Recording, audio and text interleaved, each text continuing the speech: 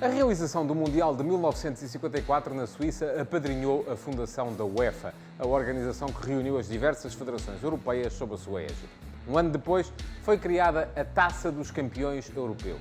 A partir de 1955, portanto, o futebol internacional passou a ter um novo teatro. A competição entre clubes, varrida nas primeiras edições pelo Real Madrid, o único campeão continental que os europeus conheceram até ao Mundial seguinte. Só que as grandes estrelas do Real Madrid ficaram fora do certame de 1958, na Suécia. À partida, a Espanha, que caiu logo na qualificação, surpreendentemente afastada pela Escócia, o que tirou do Mundial craques da magnitude do velocíssimo Rento ou de Alfredo Di Stéfano, que, apesar de ser argentino de nascimento, já se naturalizara espanhol e representava a Fúria Roja desde o início da fase de apuramento em 1957. A Seta Loura, o melhor jogador do mundo dos anos 50, já faltara às edições de 1950 e 1954. No primeiro caso, porque a Argentina desistiu devido às dificuldades para fazer uma seleção de nível na sequência de uma prolongada greve dos jogadores. E no segundo, por ter sido suspenso pela FIFA devido à sua resposta à crise. É que ele não só saiu para jogar nos Milionários de Bogotá, como alinhou também pela seleção colombiana sem a devida autorização. O único jogador do Real Madrid presente no Mundial acabaria assim por ser o francês Copa. O húngaro Puskás, que mais tarde também viria a naturalizar-se espanhol, não tinha por essa altura sequer seleção. Culpa da sede de liberdade do povo de Budapeste é que, em 1956, quando se deu a Revolução Húngara, que foi rapidamente abafada pela entrada dos tanques soviéticos em Budapeste, de forma a manter o país do lado de lá da cortina de ferro, a equipa do Honvéd estava em Espanha para um jogo da Taça dos Campeões Europeus com o Athletic Bilbao. Alguns jogadores ainda voltaram a casa, outros desertaram imediatamente e acabaram até por organizar uma digressão pela Europa Ocidental destinada a recolher fundos para chamar as famílias para junto deles. Foi o caso de Puskás, Kocsis ou Sibor. Tendo mesmo assim conseguido apurar-se para jogar o Mundial, a Hungria, finalista de 1954, surgiu em 1958 com uma seleção muito mais fraca, eliminada logo na fase de grupos pela Suécia e pelo país de Gales. Da final de Berna, só o guarda-redes Grosics, o médio Bosic e o atacante Ida Scuti estiveram na Suécia 4 anos depois.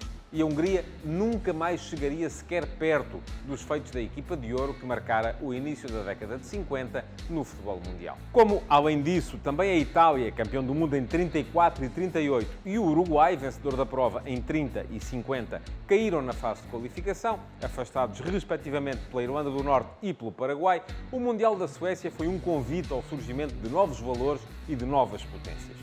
Disso se aproveitaram uma França particularmente inspirada no plano ofensivo, a equipa da casa, que finalmente recuperava os seus exilados Lidl e Gren, já veteraníssimos, e a jovem seleção do Brasil, que aqui abria uma nova era de domínio no futebol mundial. A primeira fase do Mundial de 58 decorreu sem surpresas, à exceção talvez das eliminações dos húngaros e dos ingleses, que ainda não foi desta que se mostraram à altura da competição e caíram num jogo de desempate do seu grupo face à União Soviética. Campeões olímpicos, os soviéticos tinham entre os postos o lendário Lev Yashin, a Aranha Negra, em estreia em mundiais.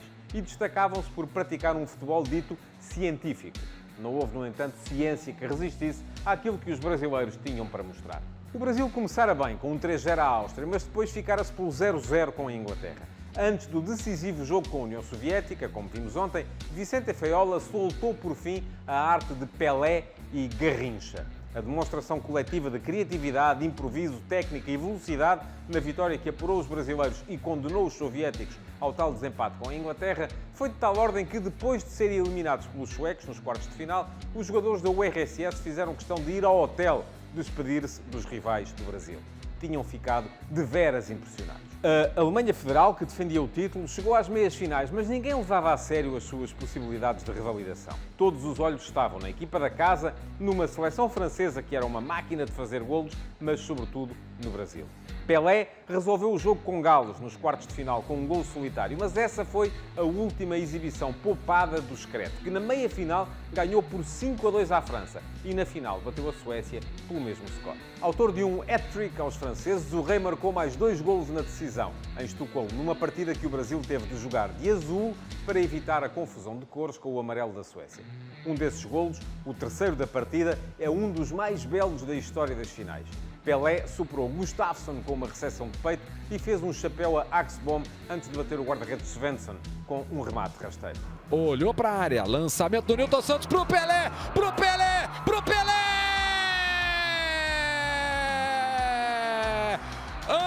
Antológico gol de Pelé!